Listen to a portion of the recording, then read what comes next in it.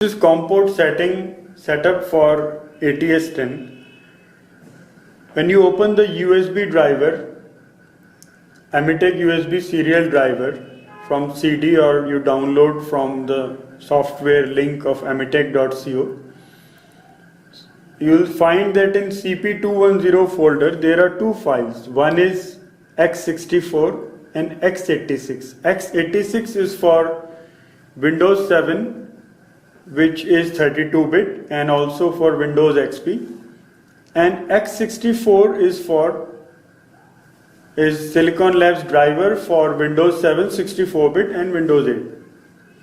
Now after installing x64 in this PC, which is already been installed, which is a 64-bit Windows, we will open the My Computer properties and device manager, and we will open ports COM and LPT. Now you see it is showing Silicon Labs CP210 USB to UART bridge COM3. That means the port which has been detected, I will remove the port again. You will listen to the sound also. Now this port has been removed. I'll connect the port again. Now if you have already installed the driver, you will get this sound, and on the device manager port setting you will find this as COM3.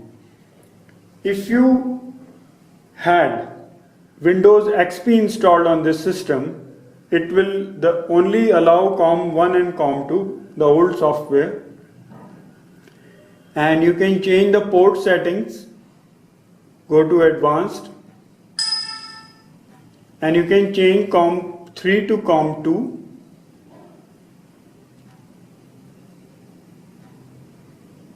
and likewise you can check it one more time.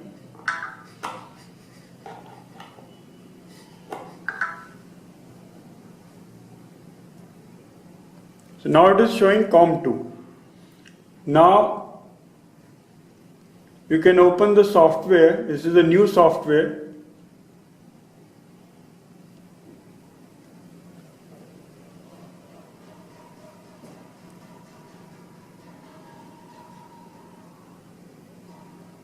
And in case you want to read the data, you press this button, read data. Now it is showing COM15. So you can select COM2 here and press enter. But in case you have old software and it has only option of COM1 and COM2, then we suggest, if the system is not allowing the data to dump, you open the COM debug, open the terminal utility first window, and press serial communication, and here you select COM2. Baud rate remains same, 9600, 8 and 1, and this window will appear. Now when you will dump the data from the instrument,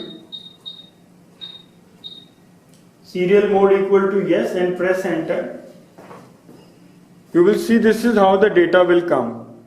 It is showing memory, frequency, megahertz, dB, like that. So this proves that the port and the data is communicating.